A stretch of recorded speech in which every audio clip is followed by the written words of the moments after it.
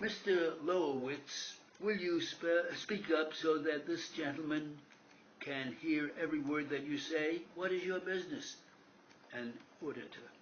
With whom are you connected? The Fifth Corporation. How long have you been connected with them? 5 years. Well, now, on March 2nd, where did you reside?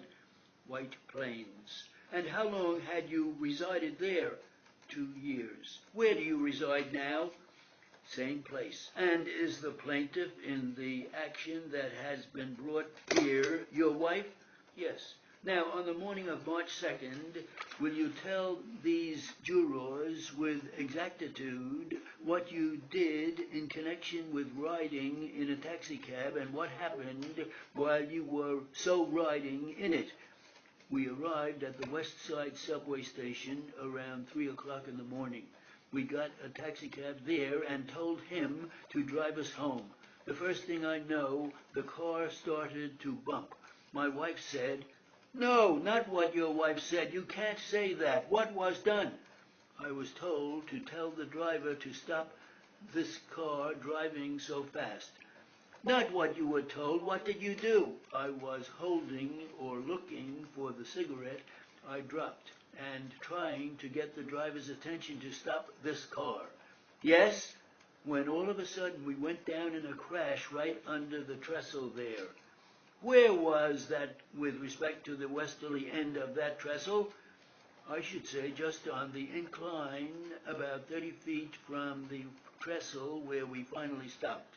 Now, what, if anything, did you see happen to your wife while you were under the trestle? I didn't see anything. It happened so quickly that I didn't know she was hurt until she said she was. Now, you say that this crash took place underneath the trestle? Underneath the trestle, yes. How did it compare with the other bumps that you have spoken of before you reached the position underneath the trestle? Well, there wasn't any comparison at all. This was a crash.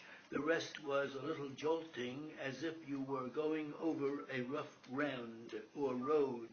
Well, now, how far a distance was it from the station to the trestle in question? I should say about 300 yards. I show you this photograph and ask you whether it is a fair representation of the location with respect to the trestle, nothing else. Yes, this is the trestle. Can you tell us in what direction the picture is facing with respect to east and west? This is the westerly side. Where did you say the subway is? What side? The subway is on the west. Now, after you say that you had this crash and turned into this thing as you described it, and the taxi cab stopped, what, if anything, did you do with your wife that night? I didn't understand that. Well, what next happened when this crashed? I could see him drive on carefully. We got home, and my wife took the number of the car. I didn't realize she was hurt. Now, what did you observe about her physical condition after the accident? She stayed in bed for the weeks and just rested. Then, what, if anything, did she do that you know of?